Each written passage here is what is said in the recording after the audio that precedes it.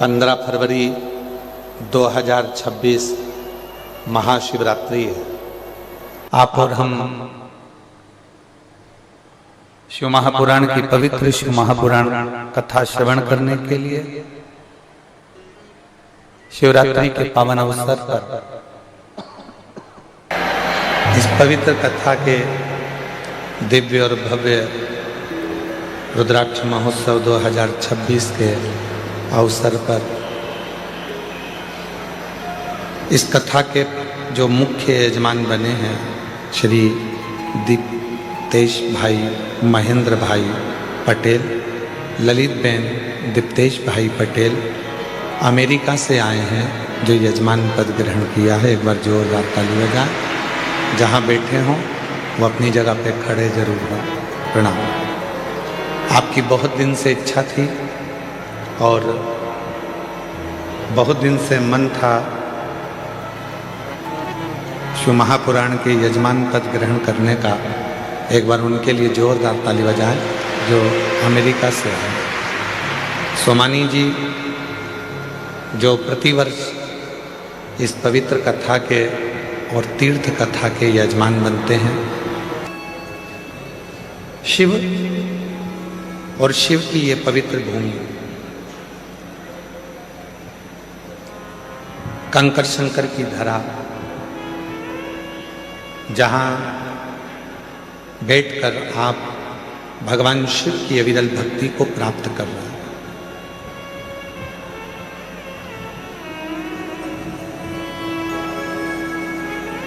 सात दिन के लिए आप अपने पिता के घर आए हैं। इस भूमि का नियम रहा है, इस भूमि से कोई खाली नहीं गया है। जो आया वो कुछ लेकर गया।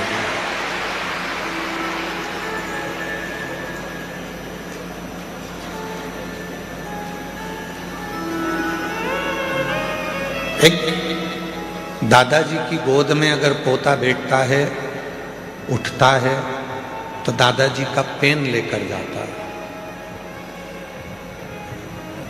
लाखों की संख्या में आप लोग आए हैं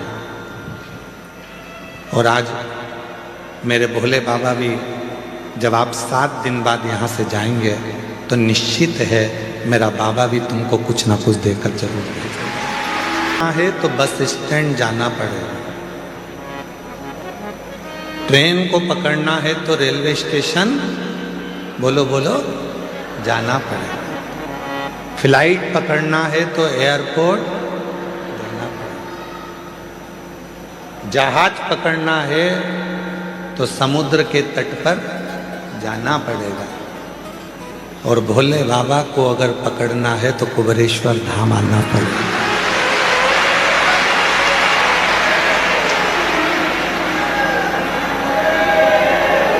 बारह ज्योतिर्लिंग का ये 12 ज्योतिर्लिंग के मध्य में विराजमान ये वो कुबेरेश्वर बाबा की धरा है, ये वो कुबेरेश्वर बाबा की भूमि है।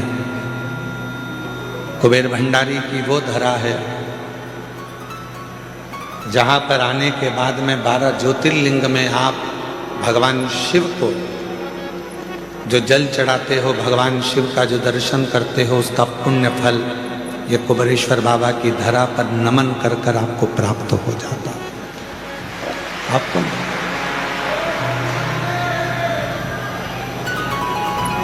अब यहां रहकर करना क्या क्या है?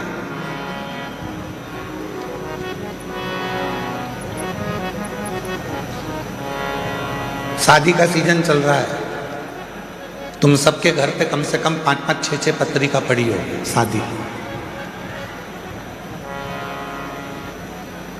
किसी किसी के यहाँ तो 8-8, 10-10 पत्रिका पड़ी होगी शादी की। अरे बोलो तो सही है कि गलत है?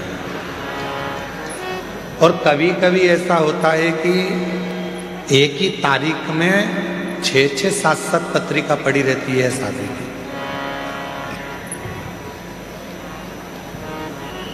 बोलो री जी हाँ, सही है कि गलत है? अब तुम क्या करते हो? पत्रिका देखोगे किसके यहाँ की है, किसके यहाँ की है? किसके यहाँ की है? और पत्रिका देखने के बाद तुम्हारा जिससे ज्यादा प्रेम होगा तुम उसी के घर की शादी में जाओ। भले 10 पत्रिका पढ़ी हो, 8 पत्रिका पढ़ी हो, 5 पत्रिका पढ़ी हो, 10-12 पत्रिका पढ़ी हो, पर जिससे ज्यादा प्रेम होता है व्यक्ति उसी के घर की शादी में जाता है। उसी तरह कुबरेश्वर बाबा की धरा पर रुद्राक्ष महोत्सव में वही आता है जिसका मेरे बाबा से प्रेम होता है।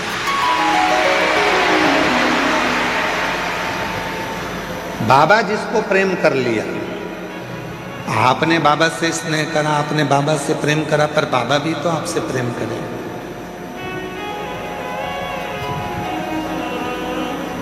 बाबा भी तो आपसे स्नेह करे।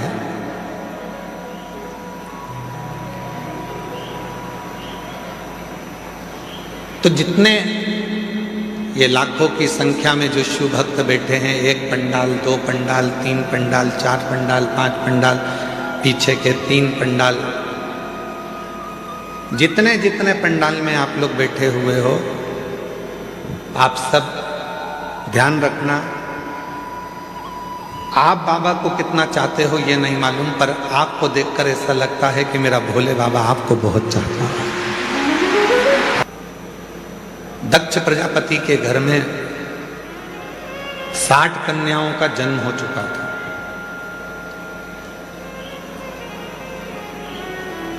राजा दक्ष प्रजापति के घर में जब 60 लड़कियों का जन्म हो गया, 60 कन्याओं का जन्म हो गया, 60 कन्या के जन्म के बाद भी दक्ष प्रजापति ने भगवान मां जगतजननी दुर्गा भवानी से प्रार्थना कर कर एक कन्या को और मांगा।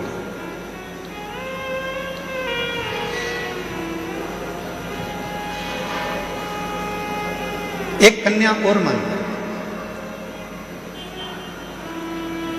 मां दुर्गा भवानी ने पूछा, ए दक्ष प्रजापति, तेरे घर में 60 लड़कियों का जन्म हो चुका है और तू एक लड़की और मांग रहा, बेटी मांग रहा।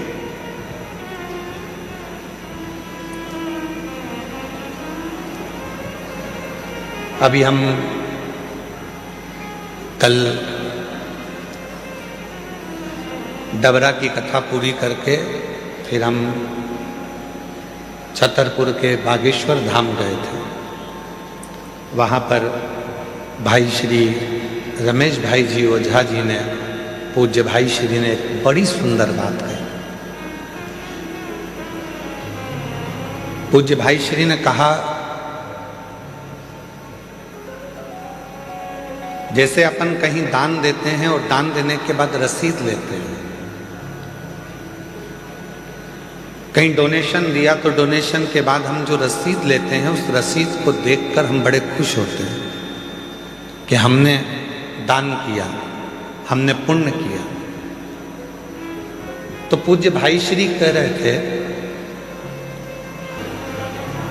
वो परमात्मा के पुण्य की रसीद है। घर में यदि एक बेटी का जन्म हो जाए तो समझ लेना कि उस भोलेनाथ ने तुम्हारे घर में एक रसीद सिग्नेचर कर कर दे दी है। ये रसीद ही कन्यादान करने के बाद तुम्हें पार लगा देगी, वो रसीद।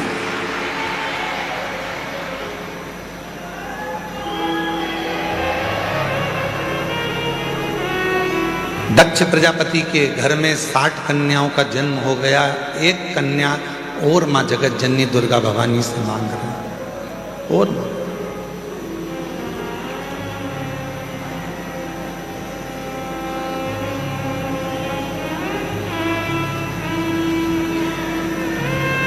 हे मां जगतजननी दुर्गा भवानी, मां हमारे घर में एक लड़की और हो जाए, एक बेटी और जन्म ले ले, एक बेटी का जन्म और हो जाए।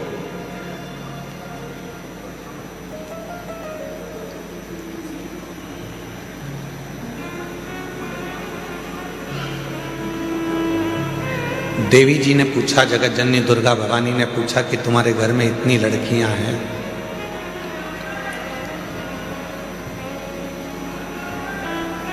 पीछे की आवाज का ध्यान दे। तुम्हारे घर में इतनी बेटियां हैं, तुम्हारे घर में इतनी लड़कियां हैं, तो तुम्हें और लड़की की क्या जरूरत? तो दक्ष प्रजापति ने मां जगत जननी दुर्गा भवानी से कहा, मां, एक कन्यादान करने पर हजारों अश्वमेध यज्ञ का फल प्राप्त हो जाता है। 2 कन्यादान करने पर सोम यज्ञ का फल प्राप्त हो जाता है। 3 कन्यादान करने पर इंद्र का सिंहासन प्राप्त हो जाता है। 4 कन्यादान करने पर हमें सर्वोत्तम यज्ञ का फल प्राप्त हो जाता है। और जब हाथ से प्रति समय पर 1 कन्या का यदि कन्यादान होता है तो हमारा वैकुंठ में निवास हो जाता है। ये शिव तत्व, ये शिव तत्व।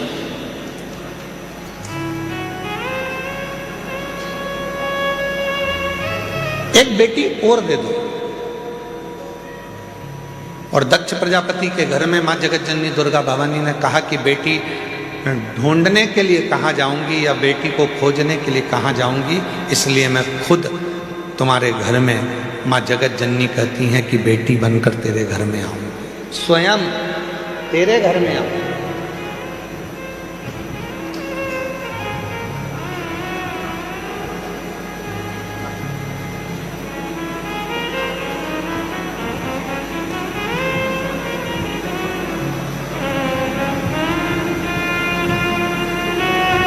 लोग कहते हैं बेटी घर में जन्म ले ली। यहाँ हमारे जजमान परिवार में ठकराल परिवार बैठा हुआ है। वो ठकराल परिवार दिल्ली से,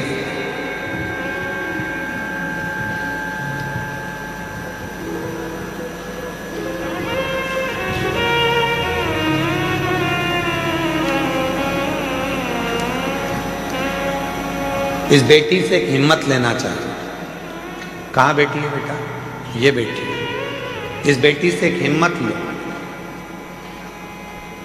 एक कथा का यजमान पद ग्रहण करने के बाद में जब यहाँ से जाती है तो बाबा से कहकर जाती है कि दूसरे फिर जजमान बनने के लिए तुझे व्यवस्था करना है, और ऐसी व्यवस्था करना है कि मैं अपने माँ बाप को कुबेरेश्वर धाम पर आकर यजमान पद ग्रहण करा।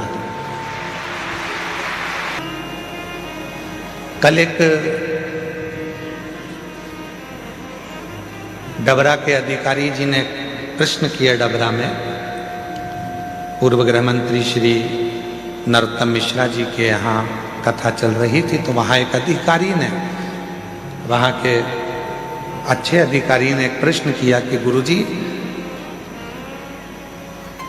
कथा बहुत होती हैं, पर आप जब शिव पुराण की कथा करते हैं तो ये आपकी कथा में बहुत सारी माताएं आती हैं, इसका कारण क्या है?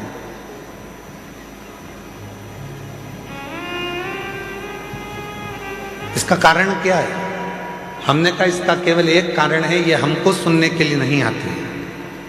ये जब भी कथा के पंडाल में आती हैं तो ये सोचकर आती हैं कि मेरा भोले बाबा कुछ कहने वाला है, शंकर जी कुछ कहने वाले हैं, और शिव जी उस कथा को कहेंगे और मैं उस कथा को सुनूंगी, और जो वाणी निकलेगी वो मेरे लिए कल्याणप्रद होगी,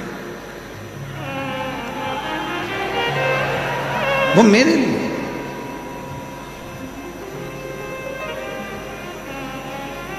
एक लड़की की सर्विस नहीं लग रही थी।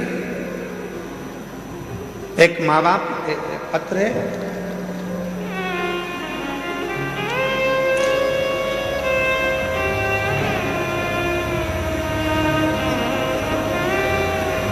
मेरा नाम शंकर महादेव, बावट इकर, मोबाइल नंबर ये है, मलकापुर जिला बुल्ढाना महाराष्ट्र से आए। कहीं बैठे हों तो हाथ हिला सकते हैं। आप ही हैं बाबा जी? मैं आपको नमन करता हूँ। ये वो पिता है, बेटी ने हिम्मत हार दी थी कि पापा मेरी कहीं जॉब नहीं लग रही है, मैं इतनी पढ़ गई फिर भी मेरी सर्विस नहीं लग रही है, कोई मुझे गवर्नमेंट जॉब नहीं मिल रही है। पिता ने अपनी बेटी से कहा कि वो सीहोर वाला बाबा कहता है कि मेहनत को 4 गुना कर, रात दिन एक कर दे, फिर एग्जाम दे। और बाप ने संकल्प लिया था कि मेरी बेटी की जैसी नौकरी लग जाएगी, जहां भी शिव पुराण की कथा होगी पैदल जाऊंगा। यवतमाल महाराष्ट्र से जैसे ही बेटी की सरकारी नौकरी लगी और वह बाप पैदल चलकर यवतमाल महाराष्ट्र से यहां पहुंचा है। आओ बाबा जी, आ जाओ, आप आ जाइए। मलकापुर, जिला बुल्ढाना, महाराष्ट्र से पैदल चलकर आए और आज से नहीं निकले हैं, कम से कम 10 दिन 15 दिन पहले के निकले हैं। धीरे धीरे धीरे धीरे शिव का नाम लेते लेते, शंकर का गुणगान करते करते करते करते यहां तक पहुंचे। विश्वास,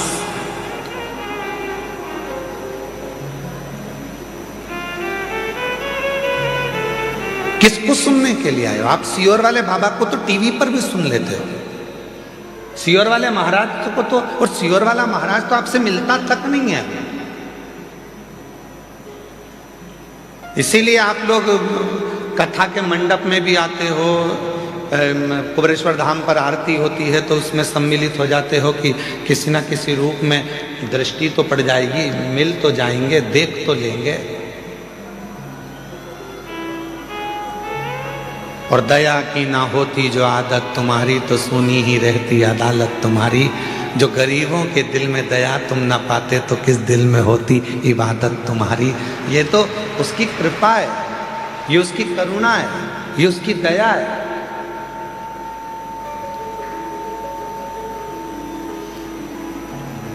ये शिव की उदारता है। एक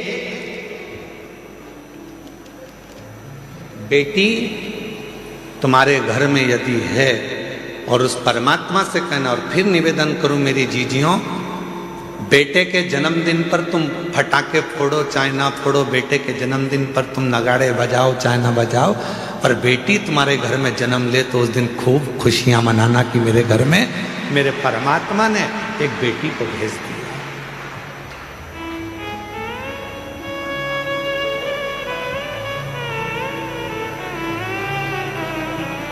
आज की बेटियां कोई साधारण नहीं है।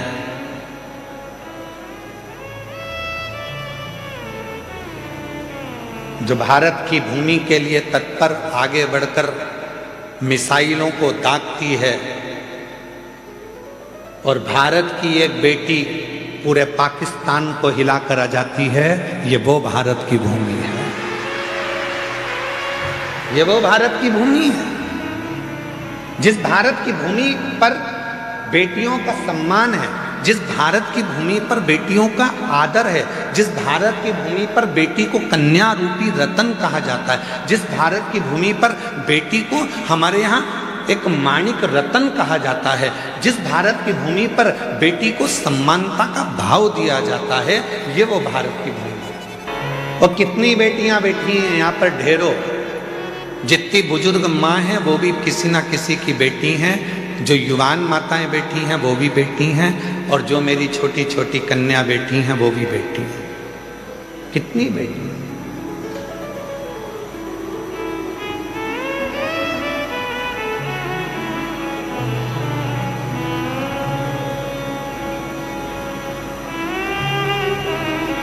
अभी भोपाल में एक सम्मेलन था, उस सम्मेलन में हम गए थे, तो उसमें हमसे पूछा गया कि आप राष्ट्र को अगर उज्जवल देखना चाहते हैं तो क्या देखना चाहते हैं?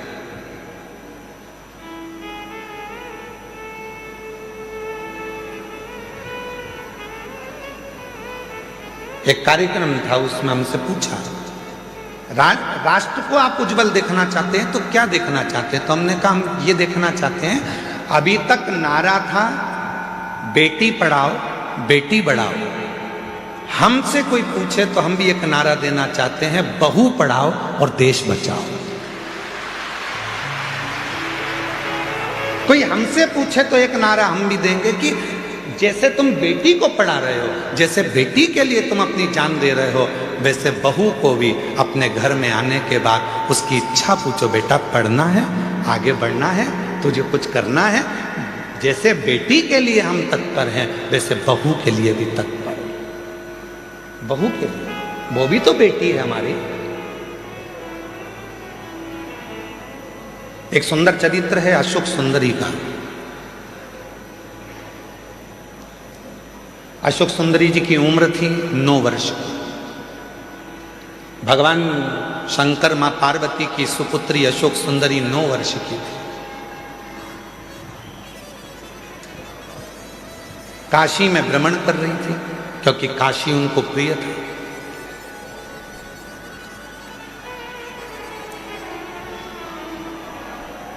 अशोक सुंदरी जी को काशी बड़ा प्रिय था। काशी में रह रही थी, काशी में भ्रमण कर रही थी, और भ्रमण करते करते काशी की धरा पर अशोक सुंदरी एक दिन बाबा विश्वनाथ जी के पास में पहुंच गई, अपने पिताजी के पास। जब जाकर देखा तो पिताजी तो तप साधना में लीन थे। अशोक सुंदरी ने देखा कि पिताजी तो तप साधना में लीन है, अब मैं किसके पास जाऊं। तो अशोक सुंदरी फिर दौड़ लगाई, अपनी मां को खोजने लगी, माता पार्वती जी। उस समय पर मां जगतजननी जगदम्बा अंबा माता पार्वती मैया असुरों का संहार करने के लिए गई थी। मां जगतजननी को ढूंढ, पार्वती जी मिलती नहीं। अशोक सुंदरी आखिरी में ढूंढते ढूंढते श्री गणेश जी महाराज के पास में गई, गणेश जी भी नहीं मिले। षडानंद कार्तिकेय जी के पास गई, षडानंद कार्तिकेय भी नहीं मिले।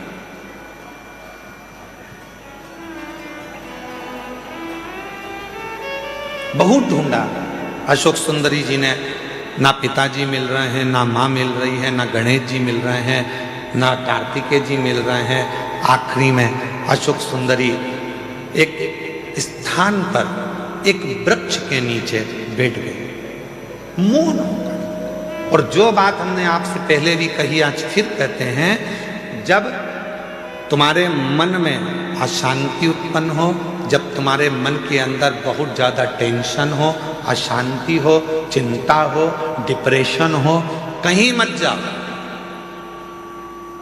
एक किसी वृक्ष के नीचे कुछ देर के लिए, ये प्रकृति ने जो हमको वृक्ष दिए हैं, ये हमारे डिप्रेशन को, हमारी अशांति को शांत करने के लिए दिए। किसी वृक्ष के नीचे 10 मिनट के लिए मौन होकर बैठ जाओ और बाबा के ओम नाथ का स्मरण करिए। ओम नाथ का स्मरण।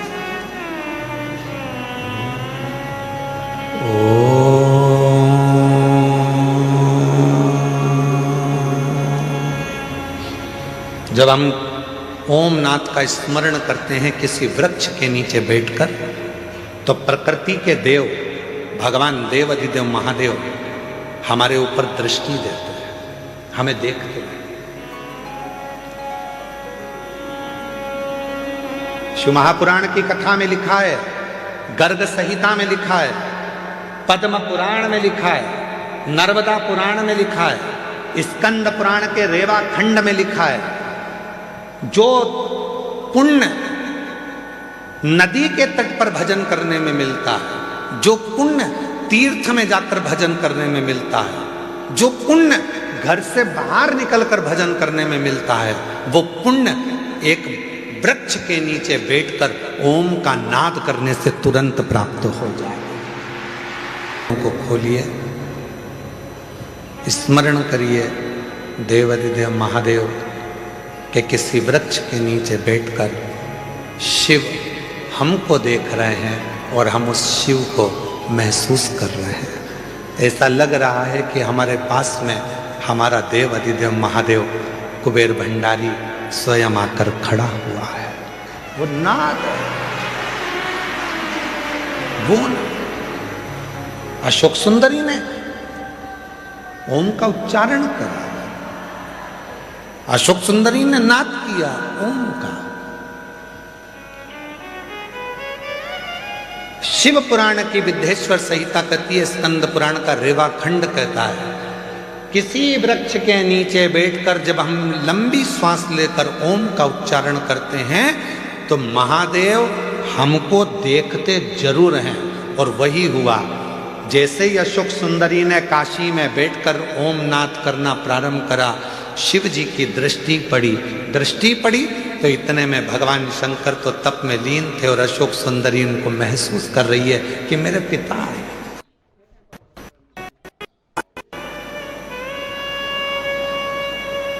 अशोक सुंदरी ने, पिताजी बहुत प्यास लग रही है, पापा बहुत प्यास लग रही है, बाबुल बहुत प्यास लग रही है। जिंदगी में यदि किसी बाप बेटी का प्रेम देखना है, जीवन में किसी पिता और पुत्री का प्रेम देखना है, तो दो जगह पर देखिएगा। एक देखिए देवाधिदेव महादेव और अशोक सुंदरी का प्रेम, और दूसरा देखिए नरसिंह मेहता और नानी भाई का प्रेम। दोनों संबंध क्या है, रिश्ते क्या है, नाते क्या है, एक बाप और बेटी का स्नेह क्या होता है, ये शिव पुराण बता सकता है। एक बाप और बेटी का स्नेह क्या होता है, ये शिव पुराण बता सकता है।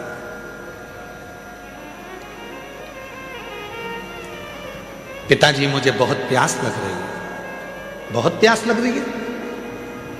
पिताजी तो तप में लीन थे, कुछ बोले नहीं है, बस प्रकट हो गए, बोले कुछ नहीं, केवल प्रकट हुए। बहुत तेज प्यास लग रही है पिताजी। पिताजी कुछ नहीं बोले। थोड़ी देर बाद अशोक सुंदरी ने देखा कि मेरे पिताजी की जटा में से टप टप टप टप करते हुए जल बह रहा था।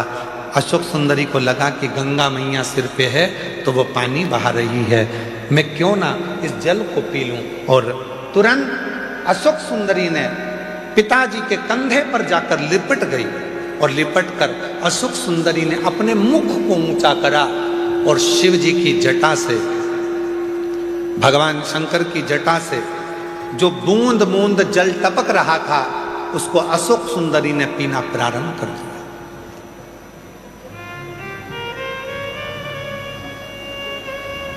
तीन बूंद मुख में गई, चौथी बूंद मुख में गई, पांचवी बूंद मुख में गई, छठी बूंद मुख में गई, और सातवीं बूंद जैसे ही मुख में जा रही थी, इतने में मां जगत जननी जगदम्बा अम्बा दौड़कर सिंह पर चढ़कर अपनी बेटी के पास दौड़कर आ रही थी।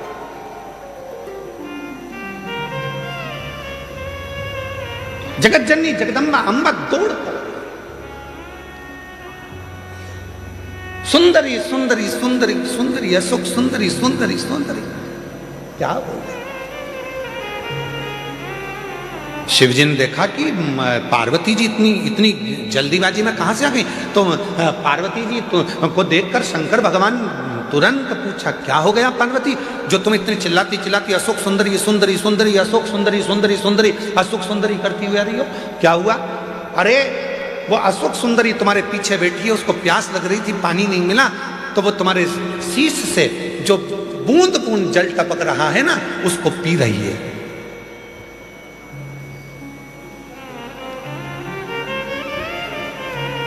पार्वती जी बोली, वो बूंद बूंद जल को पी रही है। शिवजी बोले, तो गंगा ने तो जल नहीं टपकाया, गंगा ने तो एक बूंद जल नीचे नहीं गिराया। पार्वती ने पूछा, वही तो मैं बोल रही हूं कि गंगा तो आपकी जटा में बंद पड़ी हुई है, वो बूंद बूंद जल जो टपक रहा है वो जल नहीं है, तुम्हारे गले में जो वासुकी नाग पड़ा हुआ है, उस नाग का जहर वो उगल रहा था, वो उगला हुआ जहर मेरी बेटी के कंठ में जा रहा था।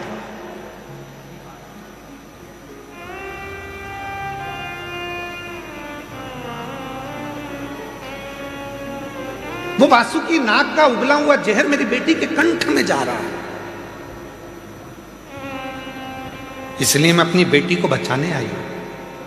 शंकर भगवान बहुत तेज मुस्कुराए, हंस दिए। शिवजी ने कहा, पार्वती तुम मुझे जान नहीं पाई। सुन लेना दुनिया के लोगों, जो शिवजी पे चढ़े हुए जल का पानी पीने के लिए मना करते हैं, जल पीने का मना करते हैं, उनके लिए कथा प्रेरणा है। लोग कहते हैं शिव जी पे चढ़ा हुआ जल नहीं पीना चाहिए। वो कथा को ध्यान से सुनना। रुद्राक्ष महोत्सव 2026 के प्रथम दिवस की कथा को अपने चित्त में बिठाना। शिव जी हंसे, पार्वती से कहा, पार्वती तू मुझे अभी तक समझ नहीं पाई है। पार्वती ने पूछा, क्यों? तूने क्या कहा? मेरे जटा से बाल में से पानी टपक रहा था और अशोक सुंदरी पी रही थी, और वासुकी नाग ने जहर उगला था, वो जहर अशोक सुंदरी के मुख में चला गया था। अरे पार्वती तो मुझे समझ नहीं पाई है। पार्वती, अगर जहर भी मुझ पर चढ़ जाता है तो वो भी अमृत बन जाता है, तो कब समझेगी?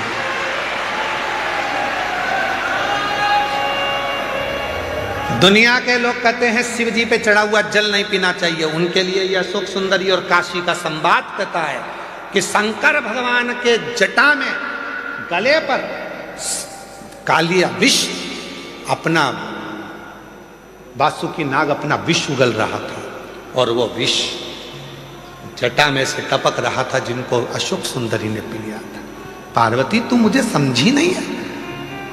पार्वती, एक बेलपत्र मुझ पर चढ़ती है तो वो औषधि बन जाती है, एक दुर्वा मुझ पर चढ़ती है तो वो औषधि बन जाती है, एक बेर मुझ पर चढ़ता है तो औषधि बन जाती है, एक चावल का दाना मुझ पर चढ़ता है धान्य, वो औषधि बन जाती है। अरे पार्वती, जो जल मुझ पर चढ़ता है वो भले कैसा भी हो, वो मेरे ऊपर चढ़कर गंगा जल जैसी औषधि बनकर सुख प्रदान कर देता है, औषधि देता है। अब दुनिया के लोग बोलते हैं कि गुरुजी जल नहीं पीना चाहिए, तो दुनिया के लोग तो ये भी कहते हैं कि जल मत पियो, भले मदिरा पी लो।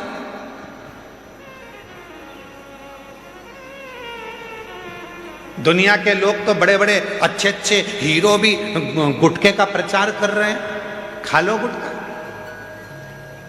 दुनिया के लोग तो गलत गलत प्रचार कर रहे हैं, कर लो गलत काम। नहीं,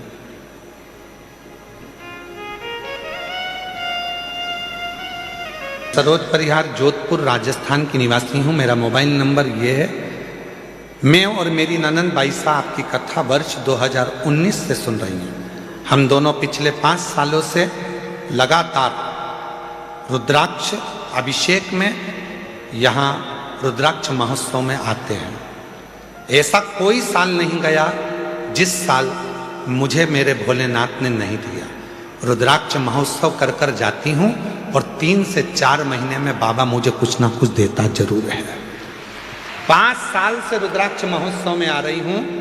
5 साल से लगातार रुद्राक्ष महोत्सव अटेंड करती हूँ, सुनती हूँ। गुरुजी, आपकी कथा बहुत दूर दूर होती है।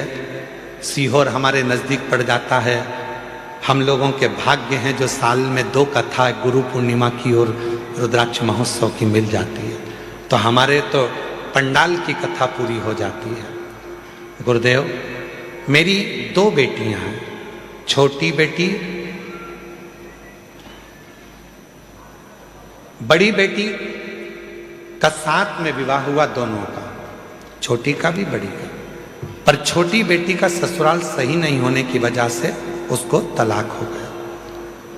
उन लोगों ने बेटी के बारे में गलत गलत उठाना चालू करा कि इसकी बच्चेदानी नहीं है, बच्चादानी खराब है, बच्चादानी है ही नहीं।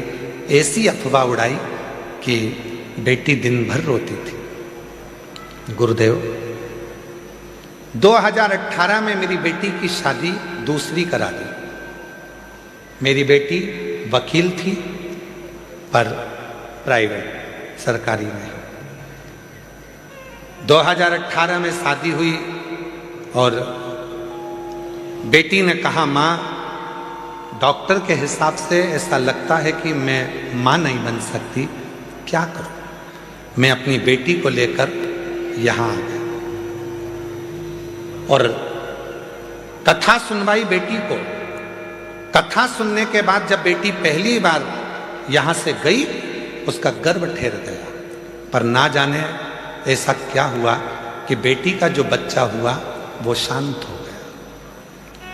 बेटी फिर टूट गई।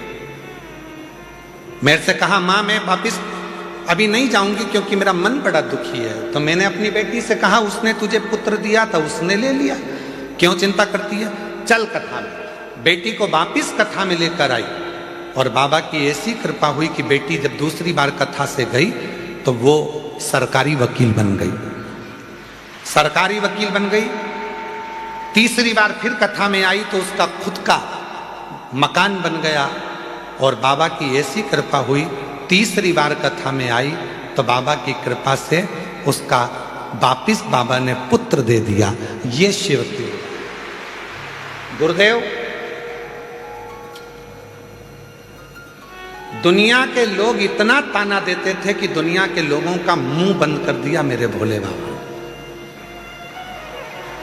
दुनिया के लोगों का मुख बंद।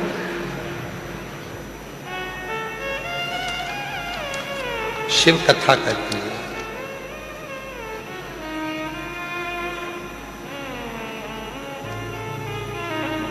हमने हमारा जो बच्चा हुआ है, बेटी का लड़का, उसका नाम दुनिया बहुत सारे महाराजों ने बताया इससे नाम रखना उससे नाम रखना, पर हमने तो सीहोर वाले कुबेरेश्वर बाबा के नाम पे ही उसका नाम कुबेर सिंह सोलंकी रखा है।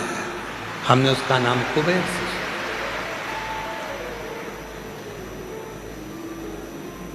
इसमें एक लाइन माता ने लिखी कि मेरी बेटी इतनी टूट गई थी, वकील होकर इतनी टूट गई थी कि वो अपने शरीर को नहीं रखना चाहती थी, इतनी टूट गई। हिम्मत दी शिव ने, सीहोर वाले महाराज ने नहीं। और फिर निवेदन है तुम सीहोर वाले महाराज के चक्कर में पड़ना भी मत, बिल्कुल भी। तुम चक्कर में पड़ना वो कुबेरेश्वर बाबा के, तुम चक्कर में पड़ना वो काल अधिपति महाकाल के, तुम चक्कर में पड़ना वो विश्वनाथ के, हमारे में। तुम्हारे चक्कर में हम बाहर नहीं निकल पाते हैं। कहा है सोमानी जी, सही है कि तुम सबके चक्कर में हम बाहर नहीं निकल पाते। कभी मन भी करता है कि इतना बड़ा मेला लगा हुआ है, इतनी बड़ी मेला चल रहा है, चलो थोड़ी देर भोजनशाला चलकर देख लें, सबसे मिल लें। वो मिलना तो गया, तुम्हारी भोजन की थाली रख रख के तुम सब वहाँ इकट्ठे हो जाते हो और हमको डर लगने लगता है कि कहीं तुमको तकलीफ ना हो जाए।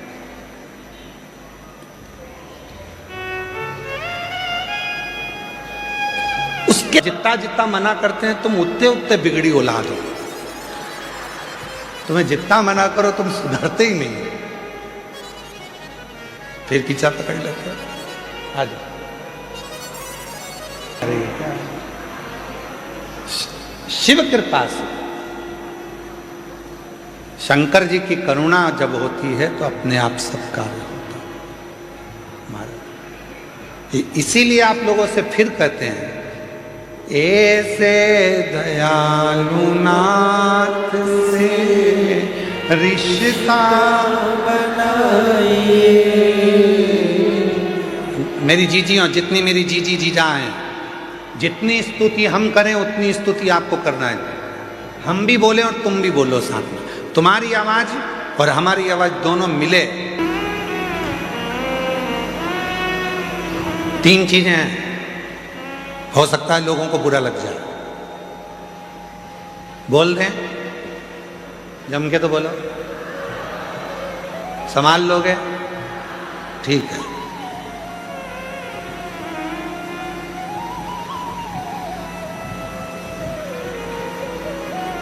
वो कुत्ता किसी काम का नहीं जिसको पालो और अपने को ही काट लो।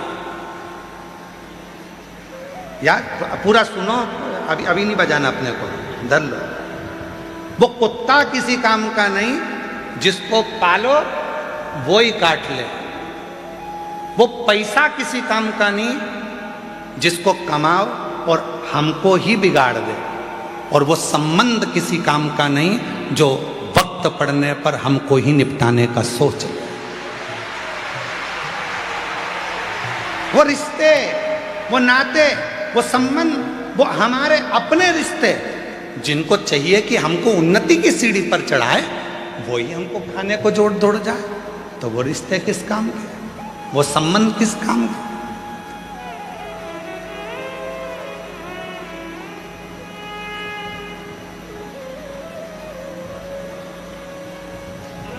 हमारे देवर जी तो बहुत अच्छे हैं, पर हमारी देवरानी ने हमारे देवर को कब्जे में करके रखा, रिश्ते खत्म कर दिए। अब उनका दोनों का अच्छा प्रेम भाव है, देवर पति पत्नी का, तुम्हें भड़काने की जरूरत क्या है? आग डालने की, घी डालने की? ये उनके कहने पे चलते नहीं, वो रिश्ते बेकार, वो रिश्ता किसी काम का नहीं है, वो रिश्तेदार किसी काम के नहीं है, जो वक्त पड़ने पर साथ देने की जगह तुम्हारे को ही काटने का, तुमको ही निपटाने की सोच, वो किसी काम। शिव महापुराण की कथा कहती है, भगवान शंकर का चरित्र कहता है, भगवान दक्ष प्रजापति ने माँ जगत जननी दुर्गा भवानी से एक बेटी मांगी, और बेटी मांगने पर उन्होंने कहा कि माँ एक बेटी और हो जाए। माँ जगत जननी ने मना कर दिया कि तुम्हारे घर में पहले से 60 लड़कियों ने जन्म ले लिया, फिर एक बेटी और क्यों चाहिए? तो कहा, कन्या दान करने में जो सुख है वो सुख कहीं सुख।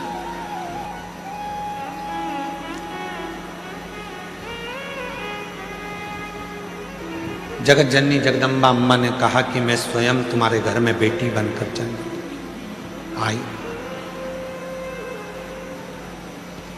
माँ जगत जननी दुर्गा भवानी खुद बेटी बनकर आई, और प्रसूति के गर्भ से एक कन्या ने जन्म लिया जिसका नाम सती है।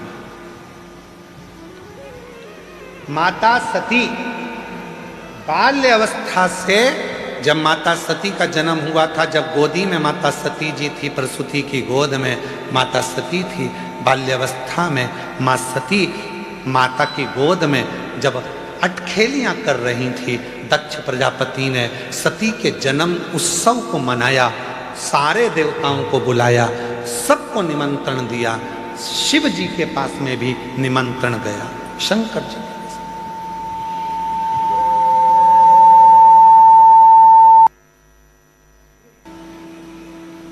निमंत्रण सबके पास गया। सती मैया का जन्म हुआ है, सारे देवता सब माता सती का दर्शन करने के लिए सब आए। सती मैया अपनी अटखेलियां में लगी हुई थी, छोटी सी थी, गोदी में पड़ी हुई थी, गोदी में खेल रही थी, माँ की गोद में माता सती खेल रही। किसी देवता को माँ सती ने नहीं देखा, अपनी अटखेलियां करें। भगवान नारायण भी आए, लक्ष्मी जी भी आई, ब्रह्मा जी भी आए, ब्रह्मणी भी आई, इंद्र भी आए, इंद्राणी भी आई, गरुण भी आए, वरुण भी आए, सारे 33 कोटि देवता आए। तब तक माता सती ने किसी को नहीं देखा, पर जैसे ही भगवान देव अधिदेव महादेव सती मैया के सामने जैसे ही पहुंचे, गोदी में सती सोई थी, प्रसूति की गोद में सती सोई थी, और सती जैसे ही शिवाय, सती का ध्यान शंकर भगवान पर टिक गया। जैसे शंकर की कथा सुनने वाले, शिव महापुराण की कथा सुनने वाले कैसे होते हैं? कथा चालू होती है और एकदम साइलेंट, किसी की आवाज नहीं आती है, पड़ोसन बोले भी तो ये कौन ही मार देती है, चुप। और पूरा इतनी संख्या में 2 माताओं को एक कमरे में बिठा दो तो इनकी बात खत्म नहीं होती है, और तुम लाखों की संख्या में बैठे हो, और मेरी जीजियां, मेरे जीजा, मेरी बेटियां, बेटे, मेरे बुजुर्ग माँ बाप पूरी कथा के पंडाल में बैठे हैं, पर किसी एक की आवाज नहीं, एकदम चुप होकर। और कहीं का बोल भी दे तो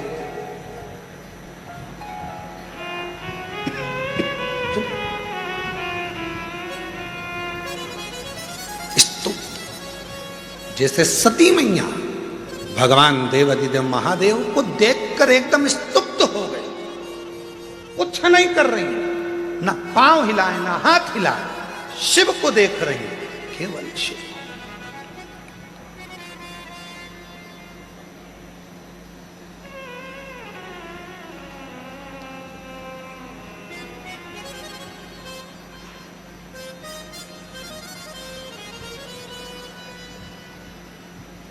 और भगवान देव अधिदेव महादेव ने सती को देखा।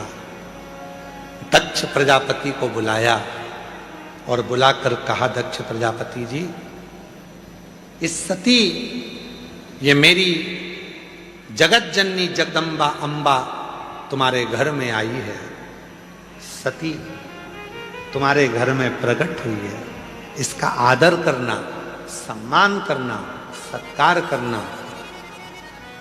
जिस घर में बेटी का अपमान होता है, जिस घर में बेटी का आदर नहीं होता है, जिस घर में बेटी का सत्कार नहीं होता है, एक दिन वो घर में धीरे धीरे लक्ष्मी संपदा वैभव समाप्त होते चले जाता है। आदर कर, बेटी का आदर।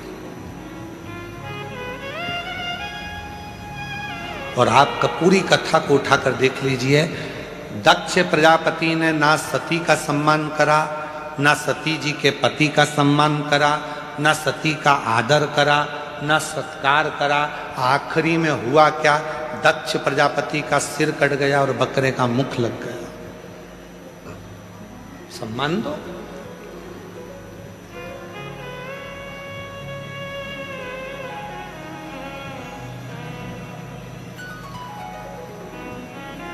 एक हमारे यहां पुरानी कहावत है, बहन बेटी आती है, अभी अभी तो भगवान ने सबको संपदा दी है, धन दिया है, तो लोग साड़ी दे देते हैं। पहले कहते थे बहन बेटी आई, ब्लाउज का टुकड़ा दे दो। क्या दे दो? अरे जम के तो बोलो, ब्लाउज का टुकड़ा। ऐसा घड़ी बना हुआ रहता था ऐसा, और 60, 70, 80 रुपए में मिल जाता था। ऐसा अच्छा बढ़िया पन्नी में धरा धराया। तो माता इतनी चतुर होती थी, उसमें टीकी का पत्ता रख के और 2 चूड़ी रख के और ऐसा उसको बढ़िया जमा जमू के और उसको बहन बेटी को दे दे, ब्लाउज का टुकड़ा दे। क्यों? दक्ष प्रजापति अपने राजसभा में, अपनी सभा के अंदर सती को एक जमीन का टुकड़ा नहीं दिया था बैठने के लिए, तो वो दक्ष प्रजापति का घर भी गया और शीश भी गया। अगर वो एक टुकड़ा दे देते तो दक्ष प्रजापति का ना शीश कटता, ना दक्ष प्रजापति का घर जाता। इसलिए बहन बेटी को एक टुकड़ा ब्लाउज का देकर बहन बेटी का आशीर्वाद प्राप्त कर लिया जाता है, जिससे घर अच्छा रहे। एक टुकड़ा बहुत। 2 शब्द हैं, जरा ध्यान से सुनिएगा। एक होता है चरण में रहना और एक होता है शरण में रहना। 2 शब्द हैं, एक है चरण में रहना और एक है शरण में रहना। मंदिर में जाते हो, तुम्हारे घर के मंदिर में भगवान को दिया लगाते हो, पूजन करते हो, अगरबत्ती लगाते हो, धूप बत्ती लगाते हो, प्रणाम करते हो, मतलब तुम भगवान के चरण में हो। कहां पर हो? जम के बोलो जरा। चरण, इसको कहते हैं चरण में रहना। अब शरण में रहना किसको कहते हैं? मंदिर में जाकर प्रणाम कर कर, दिया लगाकर, बत्ती लगाकर, अगरबत्ती लगाकर, नमन कर कर, दिया बत्ती नी भी करी, बस भगवान के मंदिर के सामने चले गए और भगवान के मंदिर के सामने जाकर फिर तुम अपनी नौकरी पे, अपनी सर्विस में, अपनी दुकान पर, अपने व्यापार में तुम चले गए। मतलब दिन भर, जब तक दूसरे दिन तक तुम भगवान के सामने नहीं पहुंचते, तब तक भगवान की शरण में तुम बने हुए हो। कहीं पर भी चले, कहीं पर। हमारा एक नियम है, हम जब भी कहीं कथा करने के लिए जाते हैं तो यहाँ बाबा के साष्टांग दंडवत करके, बाहर तो हम ज्यादा निकलते नहीं है तुम्हारे चक्कर में, क्योंकि हम दंडवत करें तुम हमारे ऊपर दंडवत कर दो।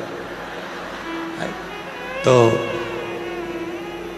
दरवाजा लगा रहता है और हम वहीं से दंडवत करके और वहां की धूल को, मिट्टी को शरीर से अच्छा मल के लगाकर और कथा करने के लिए चले जाते हैं।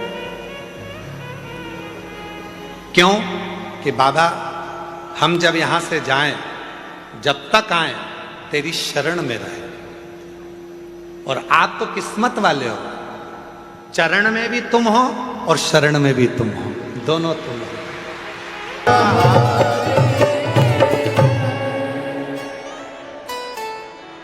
अपने स्थान पर बैठकर बाबा देव अधिदेव महादेव की सुंदर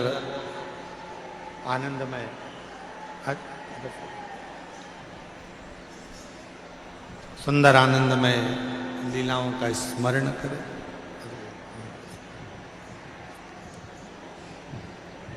जहां जगह मिले वहां बैठकर भगवान शिव से प्रार्थना करें, विनय करें, निवेदन करें, विनती करें। बाबा को अपने मन का भाव कहें, प्रार्थना करें।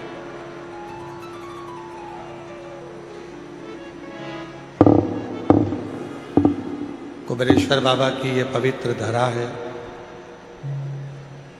जहां बैठकर देवाधिदेव महादेव से अपने मन का भाव करें, दिल से प्रार्थना करें, विनय करें, निवेदन करें।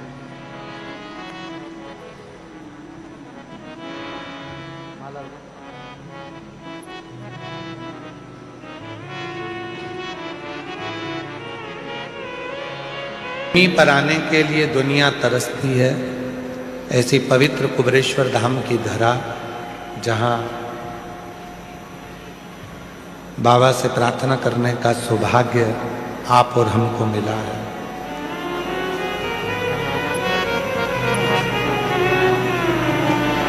बाबा को अपने मन का भाव कहिए, प्रार्थना करिए, विनय करिए और दिल से बाबा को नमन करिए। हमने कथा में पहले भी कहा, जब भी कुबेरेश्वर धाम पर आओ, कहीं पर भी बैठकर 108 बार श्री शिवाय नमस्तुभ्यम कहना चाहिए। यहां जितना रुको,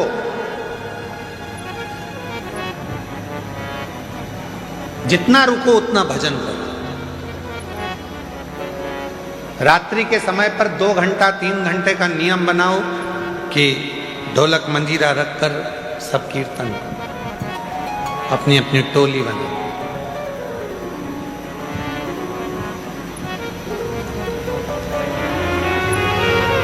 भगवत नाम का जप करो।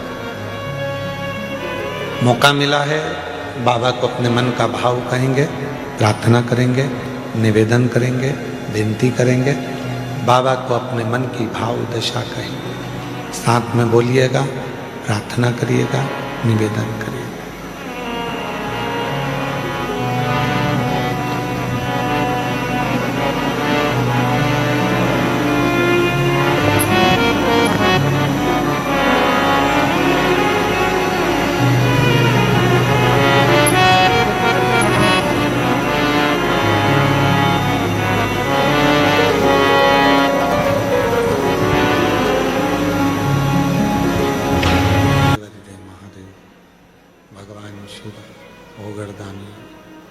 त्रिकालदर्शी, कैलाशी, अविनाशी भगवान शिव की पवित्र कथा कर,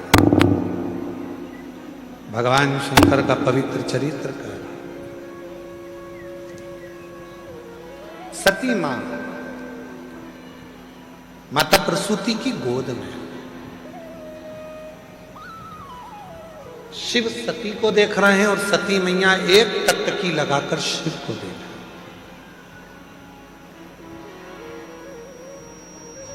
ओगरदानी भगवान देवाधिदेव महादेव ने दक्ष प्रजापति को बुलाकर कहा कि इसका सम्मान करो। शिव की कृपा से यदि तुम्हारे घर में बेटी आ जाए, बेटी चाहे बहू के रूप में हो, चाहे तुम्हारे घर में बेटी के रूप में हो, बेटी बेटी होती है, इसका आदर करोगे तो तुम्हारे घर में कभी वैभव की, संपदा की, सत्ता की कमी नहीं हो सकती। आदर करो।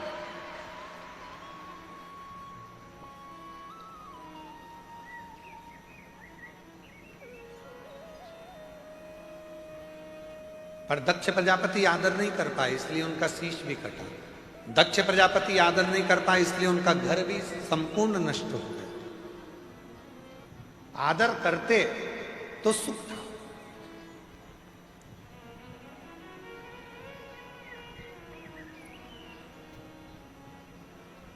बेटी, अन्न और पानी। थोड़ा ध्यान दीजिए, क्या क्या चीज है, जम के बोलो। पहले नंबर पर बेटी, दूसरे नंबर पर अन्न जिसको हम पाते हैं, तीसरे नंबर पर पानी जिसको हम पीते हैं। इन तीन का आदर हमेशा होना चाहिए। आजकल बड़ी बड़ी पार्टियों में पानी की बोतल रख दी जाती है, लोग पानी पीते हैं, आधी बोतल पानी पिया और फेंक दिया। आधी बोतल पानी पिया और फेंका।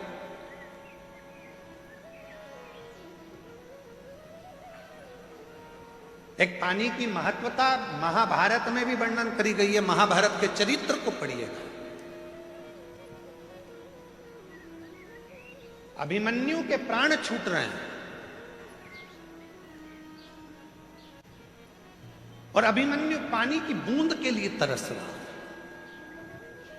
सामने कर्ण का, राजा कर्ण का रथ खड़ा हुआ और अभिमन्यु कह रहे हैं कितना भी दुश्मन हो पर पानी तो पिला दो, प्यास लग रही है।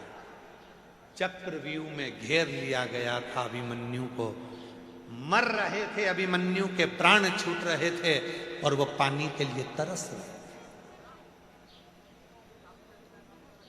जल के लिए तरस रहे।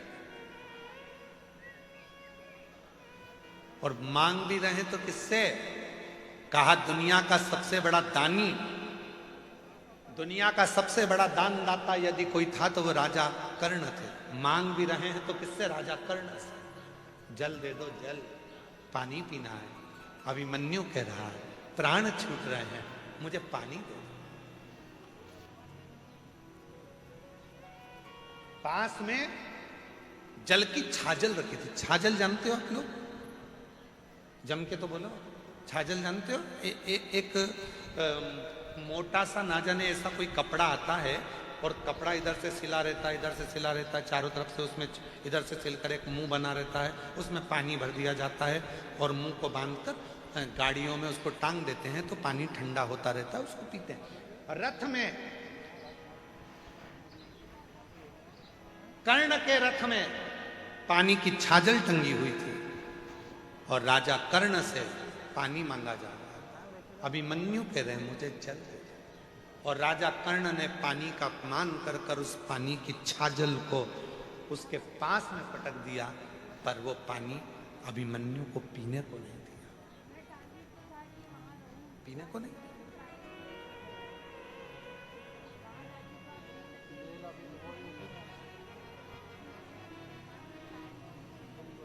जल का अपमान किया।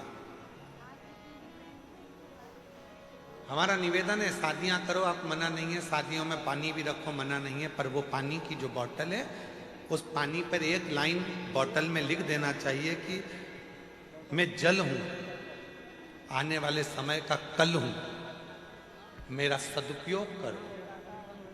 बोतल में पानी बच जाए तो जेब में रख लो, बाद में पीना। इस जल का तुम सम्मान करोगे तो आने वाला कल तुम्हारा सम्मान करो। मैं जल हूं, आने वाला कल हूं, इसका आदर तुम करोगे तो तुम्हारा भी आदर होगा, वरना समय बड़ा गलत आएगा। एक एक बूंद जल के लिए मनुष्य तरस जाए, एक एक बूंद जल के लिए मनुष्य तरस जाए। जी जियो।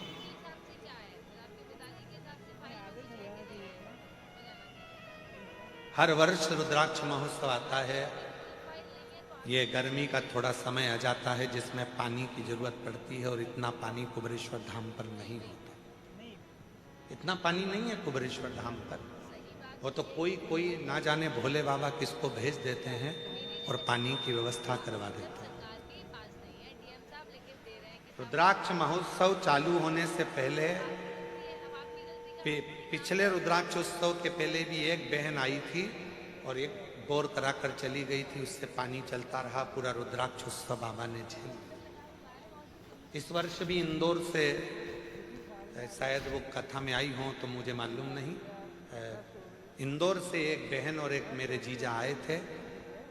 2 दिन तक यहाँ रुके और उन्होंने देखा कि पानी की बहुत ज़रूरत है, तो उन्होंने कहा कि हमको बोर लगवाना है। हमने कहा सब दूर दिखवाया, पानी तो कहीं है नहीं।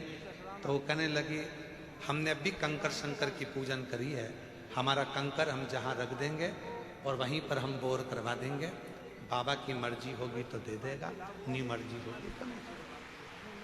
और अगर वो आए हों इस कथा में तो खड़े हो सकते हैं। इंदौर के थे और उन्होंने पीछे जाकर एक बोर करवाया और बाबा की कृपा से उसमें पानी आया, जो बाबा की कृपा से आज आप सब लोग पी रहे हो। ये शिव की कृपा, शिव की। छोटी छोटी पानी की बोतल रहती है, शादी में मिल जाती है। हमारा निवेदन है, शादी वालों को भी कहना चाहिए कि आप लिफाफा देते हो मना नहीं, आप देते हो मना नहीं, पर यदि भोजन कर रहे हो, पानी बच गया है, वो पानी की बोतल अपने साथ जेब में रख के ले जाओ तो गाड़ी में पी लेना। पर पानी का सम्मान, जल का सम्मान, जल है तो कम। और आप लोगों से भी निवेदन है, 7 दिन तक अपने पिता के घर में रह रहे हो, कोई नल चालू है, कोई पानी ढुल रहा है, तो आप प्रयास कर कर उसको बंद करना, जल का सदुपयोग करना, जिससे आपको भी जल का सदुपयोग करना आएगा। तो आने वाले समय में जो भी शुभ भक्त यहाँ पहुंचेगा तो वो भी जल का सम्मान, जल का सम्मान। अभिमन्यु कह रहा है मुझे जल दे दे। राजा कर्ण ने पानी की छाजल को उठाकर जमीन पर फेंक दिया और वो जल पानी का गिर गया, पर अभिमन्यु को जल पीने को नहीं दिया, जल पीने को नहीं दिया। और पूरी महाभारत उठाकर देखिए, राजा कर्ण को मारने वाला कोई नहीं था, राजा कर्ण के प्राण लेने वाला कोई नहीं था। राजा कर्ण जैसे शूरवीर का भी अगर अंत हुआ है तो जल से हुआ है। जो जल राजा कर्ण ने अभिमन्यु को नहीं पिलाया, पानी जमीन पर गिर गया। युद्ध चल रहा था दूसरे दिन का और राजा कर्ण रथ लेकर भाग रहा था युद्ध करने के लिए, और उसका रथ का पहिया जहां छाजल गिरी थी, पानी गिरा था, वहां कीचड़ हो गया था, उसमें पहिया फंस गया और कर्ण का पहिया नहीं निकला। आखिरी में राजा कर्ण के प्राण छूट गए, मर गए। वही जल, घर की बेटी, जल और अन्न, अन्न भी उस परमात्मा की कृपा से मिला है, उसका अपमान ना किया जाए। भोजन की थाली में उतना लीजिए जितनी जरूरत है, घर में भी भोजन उतना लीजिए जितनी जरूरत है, जितना पा सकते हो। ज्यादा आ गया उसको निकाल कर एक कागज में रख लो, घर से जब गाड़ी पे निकलो कोई भूखा मिले, तुम्हारी बची हुई 2 रोटी उस भूखे को देकर जाना, जो पेट भर कर खाएगा तो दुआ भी देगा तुमको, दुआ। बेटी का भी सम्मान करो, जल का भी सम्मान करो, अन्न का भी सम्मान करो। ये बहुत पत्र है, अच्छा है, देखिए। मैं सुनीता विजय केशव शेट्टी, मैं जिला धाराशिव, गांव उमरगा से आई हूँ। मेरा मोबाइल नंबर ये है, कहीं बैठी हो तो हाथ हिला सकती हैं। अगर कहीं बैठी हो, आती हैं, आ जाइए, बेलपत्र लेकर जाइए। मैं सुनीता विजय केशव शेट्टी, जिला धाराशिव, गांव उमरगा, मोबाइल नंबर ये है। मेरा बेटा साईराज, उम्र 15 साल। मेरा बेटा जब 4 साल का था तब से उसको सोरायसिस की बीमारी हो गई। सोरायसिस की बीमारी इतनी बढ़ गई कि पूरे शरीर को खुजालता और दाग पड़ जाते और शरीर ठीक नहीं रहता। 15 साल का बेटा हो गया, जब वो 4 साल का था तब से उसको बीमारी है। 11 साल से लगातार इस बीमारी का इलाज करवाते करवाते थक गए, पर वो बीमारी का हल नहीं निकला। तब किसी के कहने पर मेरे बेटा बेटी को लेकर मैं सीहोर आ गई। और बाबा के धाम में पिछले वर्ष रुद्राक्ष महोत्सव में पहुंची। यहाँ का रुद्राक्ष महोत्सव पहुंचकर यहाँ की मिट्टी को बेटे के शरीर पर लगाई, बाबा से प्रार्थना करा, निवेदन कर कर यहाँ से चली गई। उस समय पर हमको रुद्राक्ष नहीं मिला, क्योंकि रुद्राक्ष महोत्सव में रुद्राक्ष वितरण बंद रहता है। हम वापिस आए, रुद्राक्ष लेकर गए 2 महीने बाद आकर, और उस रुद्राक्ष का जल हम अपने बेटे को देते। शरीर में जब वो नहाता तो बाल्टी में पानी में डाल देते।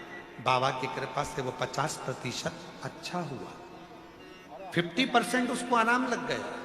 50% जब आराम लगा, मेरा बेटा कहता है माँ अब मेरे शरीर में आराम लगना प्रारंभ हो गया। तब आपने सोमवार की अष्टमी का एक उपाय बताया था जो मैंने अपने बेटे से करवाया, और करवाने के बाद बेटे को वो दुर्वा शिव जी के नंदी के पास बिठाकर खिला दी। जिस दिन से खिलाई आज तक मेरे बेटे को सोराइसिस की बीमारी नहीं रही। मेरा बेटा पूर्ण तरह से अच्छा हो गया। मैं बाबा को प्रणाम करती हूँ।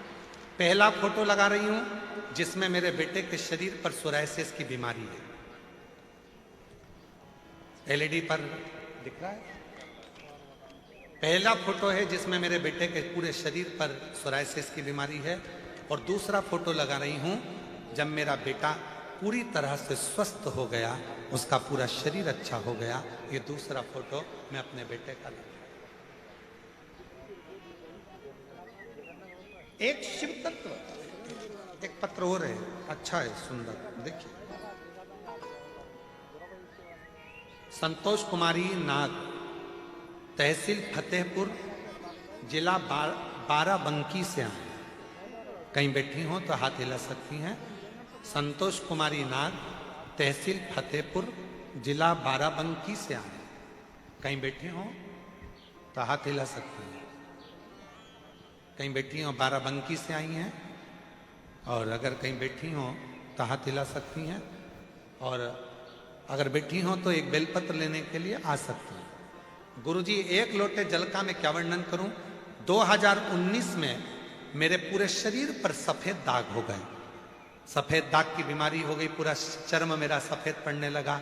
इतनी परेशान हो गई कि दवाई ले लेकर हार गई। इतनी दुखी होती, मेरे बेटे की और मेरी बेटी की शादी कैसे होगी, मेरा बेटा और बेटी की शादी कैसे होगी। तब मेरे पति ने कहा तुम दवा लेना क्यों बंद कर रही हो, दवा तो चलने दो।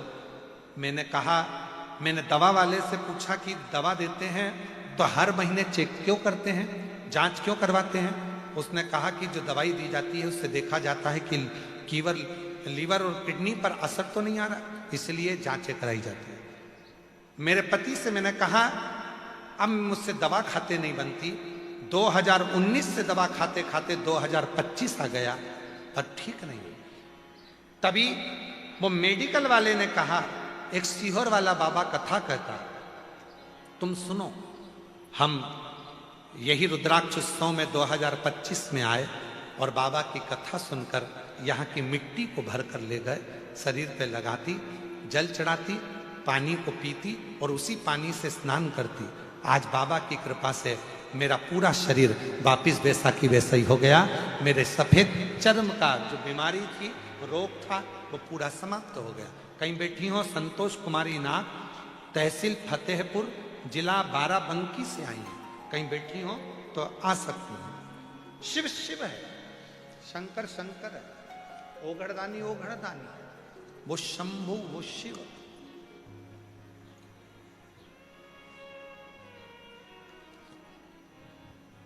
जो नित्य लीला कर रहे हैं।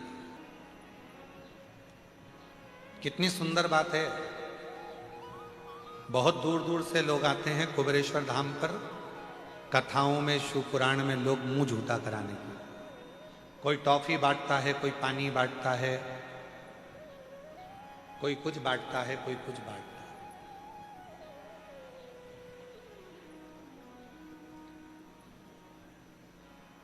आप लोग बांटते हो इसलिए समिति ने भी ऐसी व्यवस्था कर कर रखी है कि जो पानी की 1 लीटर की बोतल होती है वो तुम्हें 5 रुपए में मिल जाती है। छोटी छोटी बोतल जो बाजार में महंगी मिलती है, समिति ने ऐसी व्यवस्था, कार्यालय बना कर रखा है जहां से तुम्हें कम रुपए में बोतल मिल जाए और तुम दुनिया के लोगों को बांटकर उस पानी को पिलाओ।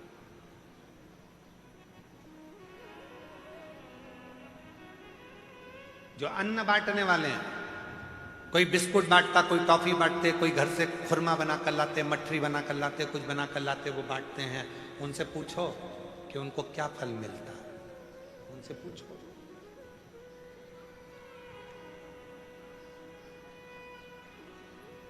पीछे आप लोग भोजन करने गए थे, जम के तो बोलो, गए थे पीछे भोजन करने? पीले पीले कपड़े में कार्यकर्ता दिखे थे आपको भोजन परोसते हुए? जम के तो बोलो। मुख पर पट्टी होगी, सिर पे केप होगा, पीला कलर का उनका जैकेट होगा। श्री शिवाय नमस्तुभ्यम मालेगांव की वो टीम है, देवीदास जी की।